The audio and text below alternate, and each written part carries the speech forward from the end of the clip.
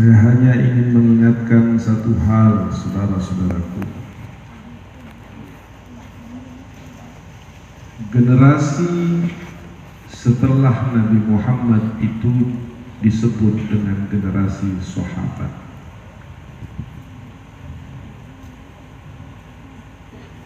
Lalu tidak berselang lama dari generasi tersebut muncul generasi kedua yang disebut dengan generasi tabi'in.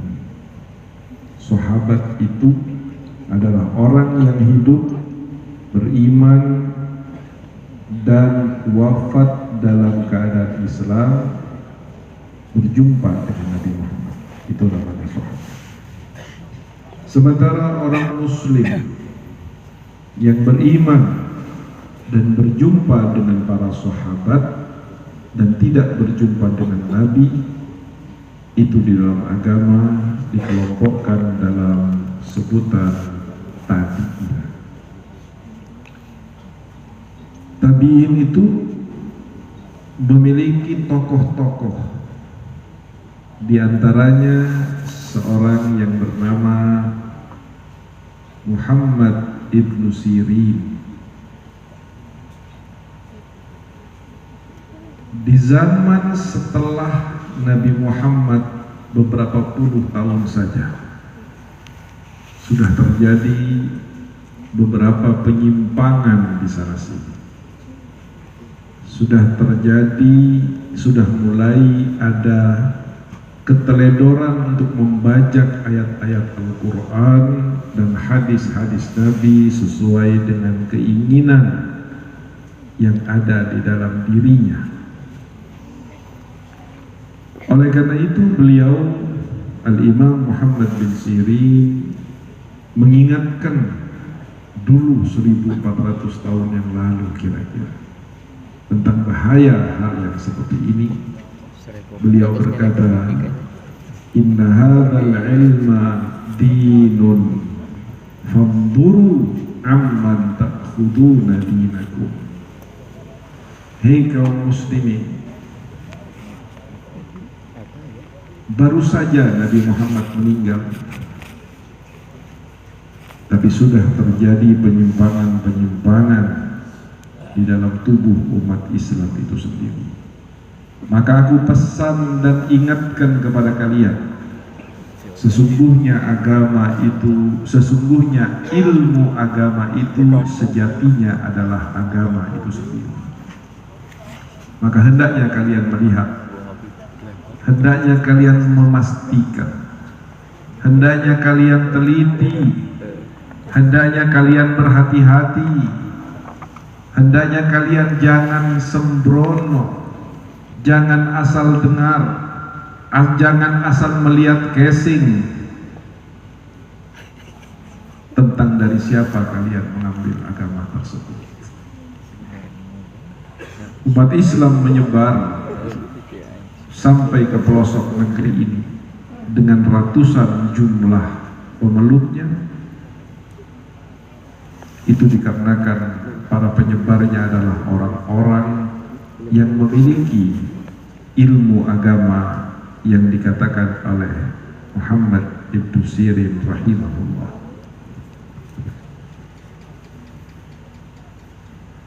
Ilmu agama secara umum adalah ilmu yang dipelajari di pondok pesantren. Tetapi Habib Abdullah Al-Haddad Shahibur Ratib menekankan lagi bahwa akan menjadi sia-sia dan tidak bermakna apa yang namanya ilmu agama dengan kepintarannya, dengan kepiawaiannya, dengan besar pengaruhnya, dengan hebatnya pesantren, majelis, jam'iyah yang dimilikinya, jika dia tidak memiliki rasa takut kepada Allah Subhanahu wa Ta'ala. Sehingga beliau Al-Habib Abdullah Al-Haddad mengatakan, al-ilmu khasyah kulluh yu'raf bidaka ahdu. Ilmu agama jangan pernah kamu ambil, jangan pernah kamu belajar, jangan pernah kamu dekat Bahkan jangan pernah kamu mendengar dari orang yang casingnya agama tetapi tidak memiliki rasa takut kepada Allah Subhanahu wa Ta'ala. Kalau berbicara tentang kemampuan, keilmuan, maka saya beritahu bahwa setelah Nabi Muhammad tidak ada satu makhluk pun yang lebih alim daripada iblis laknatullah. Setelah Nabi Muhammad tidak ada orang yang lebih ma'rifah kepada Allah melebihi iblis laknatullah. Tetapi karena di dalam hati iblis tidak ada rasa takut kepada Allah, membangkang, sombong, mengabaikan, tidak peduli terhadap perintah Allah tatkala disuruh sujud kepada Nabi Adam, maka Allah mengatakan, terkutuk engkau dan keluarlah dari surga. Dalam hal ini kita berada di zaman yang sudah sangat mengkhawatirkan keimanan, di mana Nabi SAW mengingatkan dalam hadis sahihnya, badiru bil a'mal, segeralah kalian mengerjakan amalan-amalan kesolehan, istiqamah, pegang erat, terutama hal-hal yang sifatnya fardu atau wajib dan kemudian yang sunnah. Kenapa demikian? Karena Rasulullah berkata, fitanan, tidak lama lagi akan datang masa-masa kegelapan fitnah agama. Masa kegelapan fitnah agama. Kaqita'il lailil mudlim, yang mana hal tersebut, fitnah tersebut bagaikan potongan-potongan malam yang gelap gulita. Di sana sini orang terperosok, di sana sini orang hancur, di sana sini orang jatuh. Yusbihur rajulu mu'minan wa yumsi kafiran, wa yumsi mu'minan wa yusbihu kafiran. Pada saat kegelapan fitnah itu sudah datang kepada kalian, maka kalian akan banyak sekali melihat dan menilai di pagi hari orang itu masih mukmin, sore harinya sudah kafir. Sore harinya masih mukmin, pagi harinya sudah kafir. Saudara yang dirahmati oleh Allah, kembali kepada iblis laknatullah. Allah mengatakan, aba wastakbara wa kana minal kafirin. Dia sombong, menolak perintah Allah, dan dia termasuk golongan orang-orang yang kafir. Apa kaitannya iblis dengan fitnah akhir zaman? Saudara yang dirahmati oleh Allah, iblis itu kafir bukan karena menyekutukan Allah. Iblis itu kafir bukan karena punya Tuhan selain Allah. Iblis itu imannya, kepercayaannya, keyakinannya kepada Allah mentok, full. Bagaimana tidak? Dia adalah makhluk yang sebelum ini bernama Azazil dan menjadi pimpinan para malaikat. Instruksi-instruksi Allah kepada alam semesta ini diturunkan lewat Azazil atau iblis. Dia munajatnya langsung kepada Allah, komunikasinya langsung kepada Allah, ma'rifahnya luar biasa kepada Allah. Tetapi kenapa kemudian dia menjadi disebut oleh Allah orang kafir, makhluk kafir? Bukan karena dia tidak percaya kepada Allah, bukan karena dia memiliki Tuhan selain Allah, tetapi karena dia menentang dan membangkang Allah Subhanahu wa Ta'ala. Iblis dahulu dengan kekafirannya, dan umat Nabi Muhammad di akhir zaman dengan kekafirannya. Ada benang merah yang hampir mirip, bahwa di akhir zaman ini banyak orang akan kafir, bahkan tanpa dia sadari, sebab di dalam hatinya tidak memiliki Tuhan selain Allah. Tetapi ada hal-hal yang dikatakan di dalam agama, ma'ulima minad-dini bid-darurah, sesuatu yang sudah dipastikan oleh agama lalu ditentang, dipermainkan, diolok-olok, walaupun dia mulutnya mengucapkan la ilaha illallah, sejatinya dia telah kafir dalam penilaian Allah Subhanahu wa Ta'ala. Mudah-mudahan Allah menjaga iman kita. Mudah-mudahan Allah mengokohkan istiqamah kita.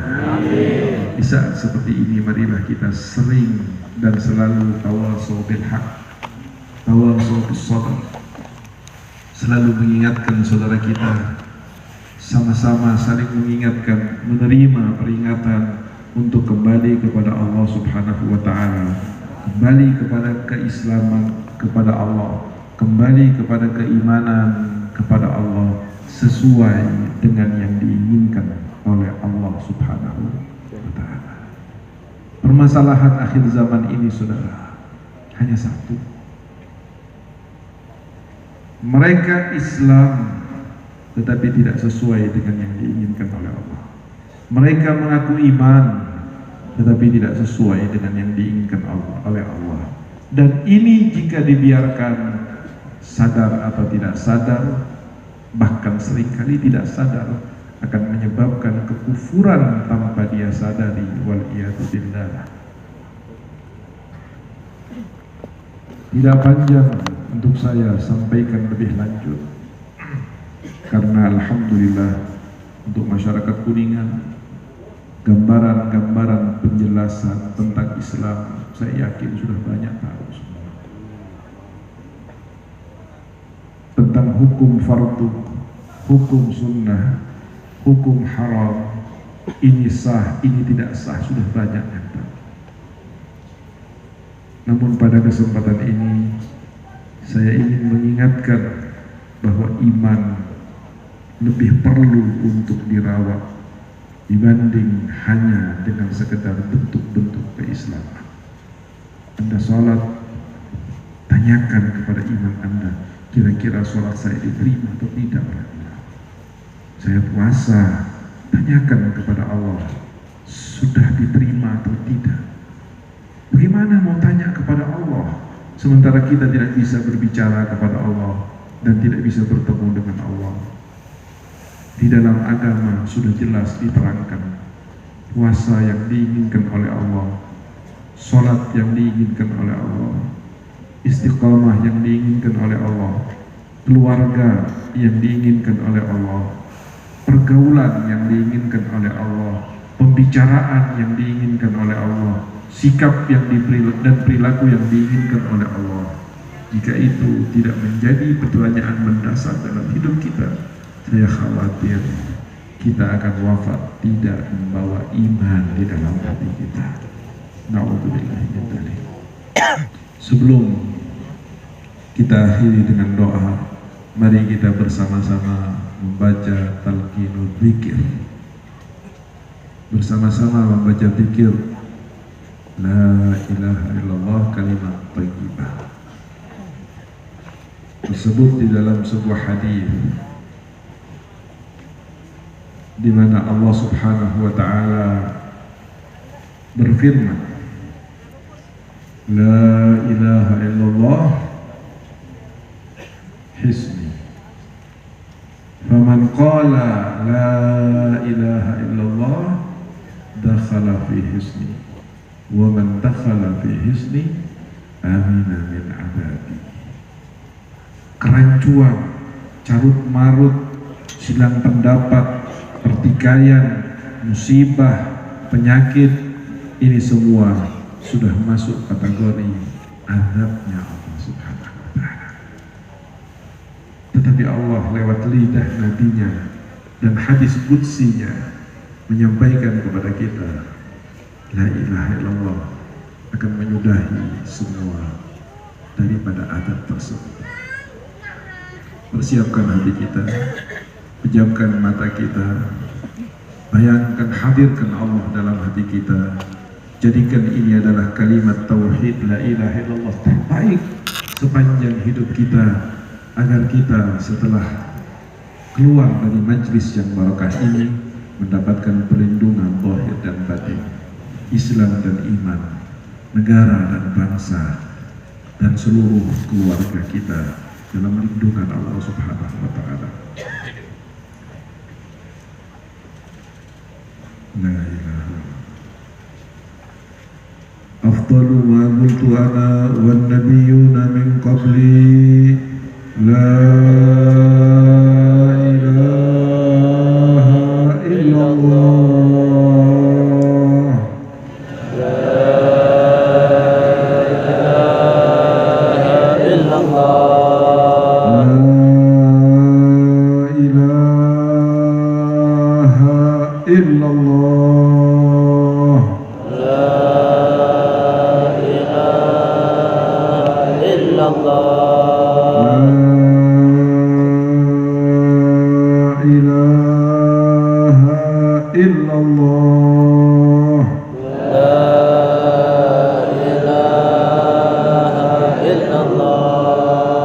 Muhammadur Rasulullah